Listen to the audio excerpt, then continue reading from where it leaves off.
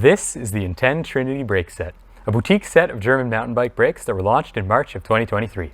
I was fortunate enough to pick up a set myself, and I put them on my main bike and have been riding them ever since. They're so rare, in fact, that mine came with a 2-digit serial number. Today, I'm going to take you on a tour of the Intend Trinities and show you all of their quirks and features. And then, I'm going to take it out on the trail, and I'm going to explain to you why I think they are the best mountain bike brakes that money can't buy. Now first, a little bit of disclosure. I have no professional affiliation with Intend. I've met their founder Cornelius a couple times at Eurobike, super friendly guy, and I know him as a friend of a friend. But I paid full price for these. I stayed up till 3 a.m. and I set 3 different alarms to make sure I could refresh the webpage enough that I actually snagged a set out of batch 2. But they do not have a say in this video. They don't know this video is even being made, and all these opinions are my own. If you've never heard of Intend before, you are probably a North American like me, and you're not alone. Intend is a small German company founded back in 2017 by Cornelius Kapfinger, owner of one of the greatest names I have ever heard. According to their website, they employ 6 people and a dog, so they're quite a small company in the general mountain bike industry. They've been primarily making upside down or USD suspension forks for the past 7 years, something that I'd be quite keen to try at some point, and also a shock, line of stems, cranks, rotors, and a number of small parts. Last March, they launched their Trinity brake set, a cleverly named brake designed to complete the premium trinity of their fork, shock, and brake set, presumably. The Intend Trinity is a 4-piston mountain bike brake marketed toward the trail, enduro, and downhill categories. According to their website, these brakes took almost 5 years to bring to production, 3 years of that being engineering time and 1.5 being rigorous testing. Also, rumor has it that the lead engineer of these brakes previously had a hand in the development of the Trick Stuff Maxima. So to say that expectations are high here would be a colossal understatement. The Trinity uses mineral oil, thankfully, specifically Poudalene 2.5 weight, but you can use any more common mineral oil in a pinch. It is compatible with SRAM code-shaped brake pads and ships with Intend branded White Magic brake pads in the box. Speaking of the box, the packaging for these brakes is amazing. Everything is recyclable, and to keep things safe in transport, you get a roll of German toilet paper. There really is nothing quite like German efficiency. In order to get these into my hands, I paid 1,281 Canadian dollars for the set. That's approximately 882 euros or 952 amendments. But remember when I said that money alone cannot buy these brakes? That's because they are sold in extremely limited production runs. There's no way to pre-order them and no way to put your name onto any sort of list. The first batch of 50 brakes sold out almost instantly last March. So when I first heard that the second batch of 100 brakes was going to be released, I set an alarm for 3 a.m. Actually, I set 3 of them, and refreshed their website an embarrassing number of times, and luckily snagged a set before they sold out within minutes. Now, this is no small amount of money to spend on a set of brakes, but I had no problem doing it because it was my gift to myself for hitting 100,000 subscribers. So thanks each and every one of you for making this possible, and if this video does well, I am very keen to make more like it. Setting up these brakes was extremely easy. The front was already cut to length and pre-bled, so all I had to do was mount it onto the bars and caliper, and that was it. It's good to go, and I really haven't changed anything since.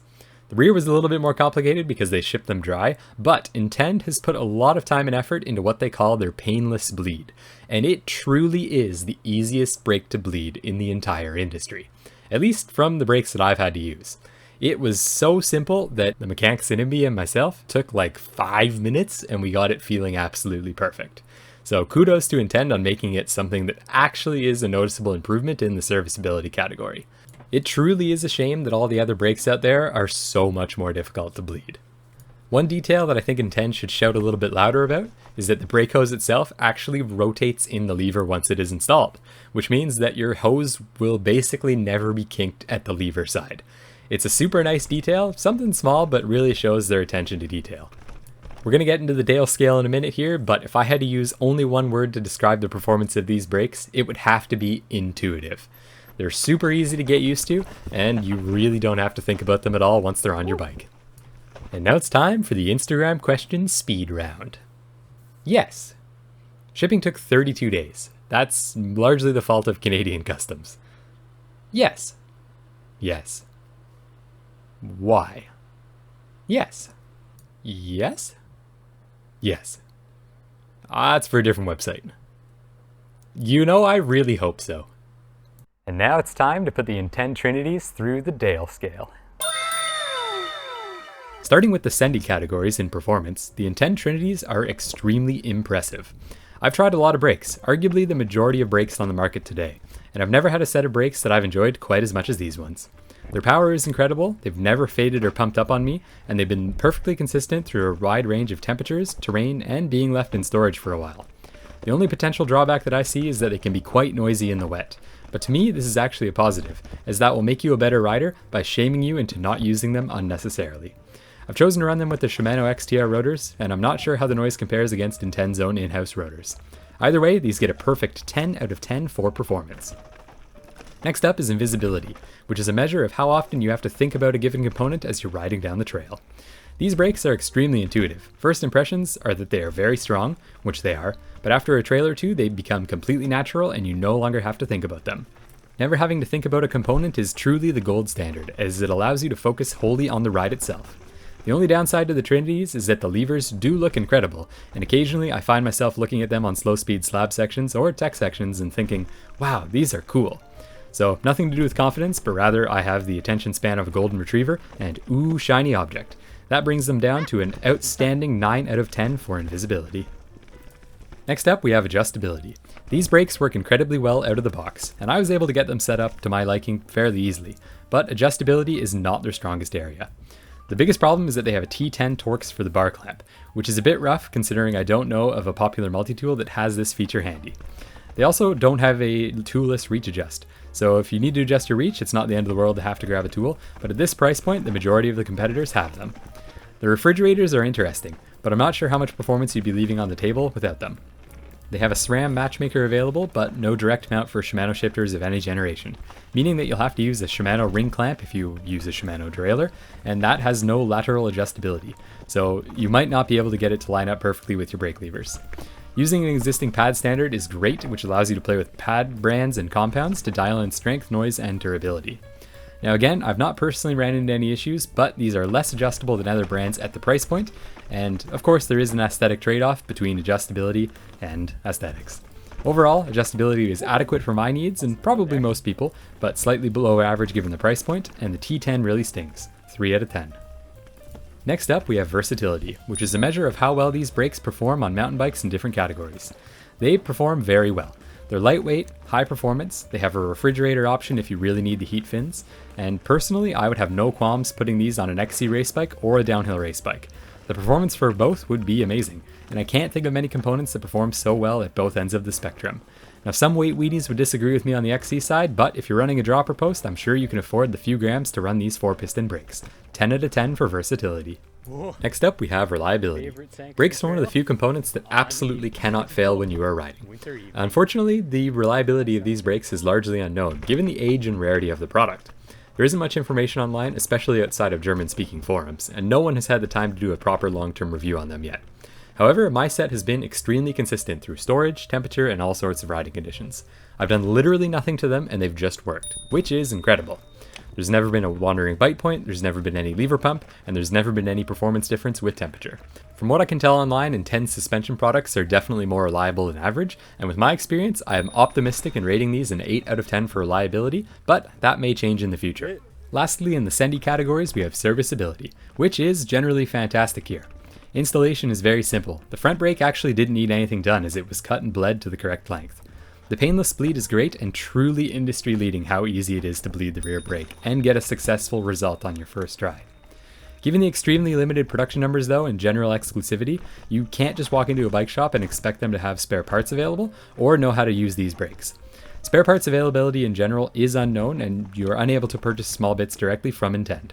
There are also some special tiny Torx wrenches that are required to open it up, and you might not have them unless you have a mobile repair kit. But that's not the end of the world because a competent mechanic should have the right tools. I will add though that Intent's customer service is top notch, one of the best that I've ever encountered actually. They answered all of my questions quickly, concisely, and with a good deal of technical info. These are well above average for the tinkering home mechanic who has the correct tools and spare parts, almost perfect really, but without easy, quick, and guaranteed continued access to spares, these can only get a 7 out of 10, for a total SENDY score of 47 out of 60, an extremely strong performance. Now it's time to move on to the trendy categories, because ultimately mountain biking is a fashion-based industry. First up, we have the wow factor, and it's hard to imagine a component that has a higher wow factor than these brakes. The lever practically begs you to ask questions about it. Most people have never seen anything quite like them before. largely because nothing else quite like them exists. I've actually had a few people call me out on trail and ask to squeeze my brakes. Multiple people, that's a first. Now, letting people hop on and giving them the old parking lot test never fails to make people smile and giggle like an excited kindergartner after a night of trick-or-treating. The packaging is also fantastic, sustainable, and if you want, I can give you a review of the German toilet paper. The wow factor here is easy, 10 out of 10. Next up, we have industrial design. If this was scored on lever shape alone, this would be an easy 10 out of 10 category. Minimalist, light, strong, and looks great. We talked a few points here for adjustability earlier, but industrial design really shines. The toolless reach adjust is minimalist, and the dual T10 screws to the bar do not detract from the overall shape and weight of the lever blade and body. The balance is just right, and the levers look almost perfect. The caliper is significantly more understated than the lever. It's not bad, but you'd have to have a keen eye for exotic bike parts to really know that you were looking at something special. I would argue that the design language of the caliper doesn't quite live up to the hype of the lever itself. Intent was also very smart with color selection here. Given the small batch nature of these brakes, they are only offered in one color that matches their suspension stanchion anodizing. This is a clever marketing move, and a brilliant way to get you on the Trinity of Intent's premium products, but it's a very hard color to match if you're only in the market for these brakes. I've never seen this color before, other than maybe my old Thompson Elite dropper post, but as far as I'm aware, those don't really exist in the real world anymore, for better or worse. Overall, these get a very strong 8 out of 10, brought up by that incredible lever design. Next up is the core factor. How cool does the community think these brakes are? These brakes are cool, there's no way around that. Those who know, but not everyone knows. In North America, most riders, even a large percentage of those in the industry and bike shops, don't know who Intent is, and you'll have to explain who they are. They don't have quite the reputation for quality products here like they do in Europe, so my score is likely going to be different. Unfortunately, a large percentage of cyclists are quite apprehensive to trying new things from new brands. Sometimes they're fantastic like these brakes are, and sometimes they're not. This is where I believe Intent could stand to gain a lot from some targeted North American marketing, though I do respect their business strategy of growing at a sustainable pace and trying not to get too big too fast. If they're ever looking for a North American ambassador, they know where to find me. Now, compared to their most obvious competitor, Trickstuff, I would say that Trickstuff has a larger global presence and more people know about the Maximas than the Trinities, giving them a more solid core perception than Intent. Overall, Intent does have a positive perception, and they get a 7 out of 10 for core factor. Oh, that's great. And finally, we have value. How on earth am I supposed to rate the value of a pair of $1,281 mountain bike brakes? Do they offer double the performance of XTR brakes at just over double the price? Almost surely not. I'm not even sure that they offer double the performance of the Shimano MT520 brakes that cost 1/5 the price. But the Intent Trinities are the best brakes that money can or cannot buy. And they aren't the absolutely most expensive on the market either. With how tiny and exclusive the batches are, they've only sold 200 sets of brakes to date, so they surely hold on to their value incredibly well, likely even better than their most obvious competitor, the Trickstuff Maxima. The build quality is phenomenal and the attention to detail is unmatched. I expect that these will last for years and years to come with basic maintenance. I would purchase these fully expecting them to be my primary brake for years to come on many different bikes. They're definitely not undervalued at retail price, but the build quality, scarcity, and the assumption that you buy once and put them on your future bikes, I'm going to give them an 8 out of 10 for value, for a total trendy score of 33 out of 40. Add them all together and the total is 80 out of 100, which places them here among other components that I've reviewed. As you can see, I have some work to do. Overall, these Intent Trinity brakes deliver on their admittedly high expectations.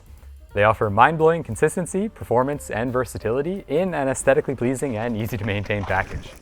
Now, $1,281 is a lot to pay for a set of brakes. There's really no way around that.